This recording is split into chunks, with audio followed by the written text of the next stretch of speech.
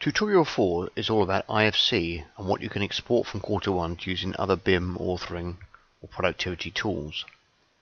We're going to start with a simple spatial BIM from which you're going to export COBie Data Drop 1, which looks daunting from the resultant spreadsheet but is very simple to perform in Q1. So here's our spatial BIM containing the client's requirements, the brief or program, and set in a Google Earth location. So this is pre-concept design, RIBA stage 1 or outline business case. So to export COBie Drop 1 it's very straightforward. We go into Quarter One, COBie to export. We're presented with this dialog box. So we need to complete the fields.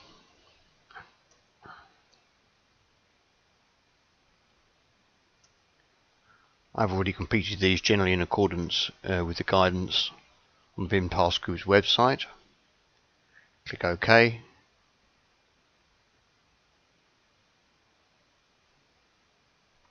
And you'll see that our COBie spreadsheet is produced.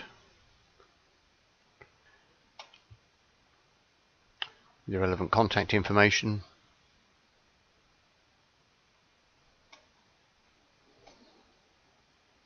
Facility information, floor, space and zone data. So that simply is COBie Data Drop 1 exported from Quarter One. So now we're going to see what we can do with the concept design model. So we'll open the model we were looking at in Tutorial 3. So this is Reach Concept Design. So what we're going to do now is export an ISC file from this model.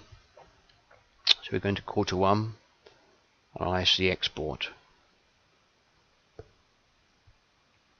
We get the same COBie information turning up again.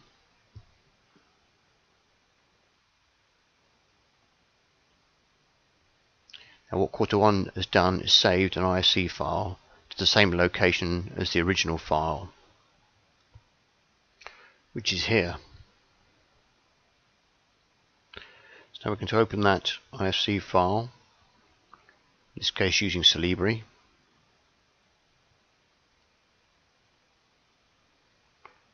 As you can see, it brings the model straight in. Here's the model with all the associated levels, spaces and other objects and assemblies.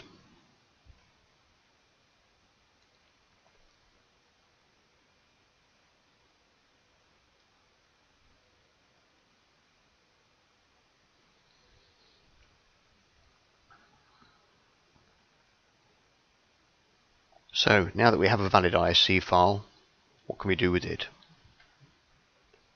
Surprisingly, or maybe not, the IFC import functionality varies across different compliant tools, as each product tends to interpret IFC entities in a different way.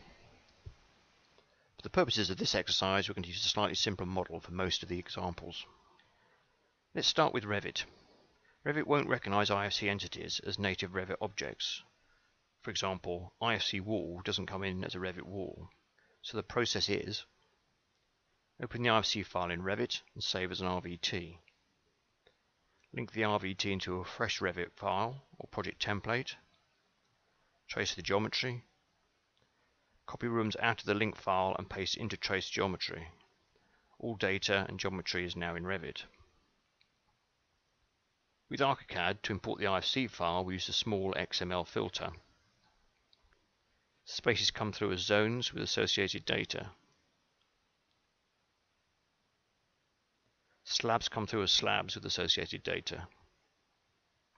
Roofs come through as roofs with associated data. Walls can come through as morphs with the associated data. Graphisoft advises that ArchiCAD 20 will adopt IFC4 and these inconsistencies won't be an issue.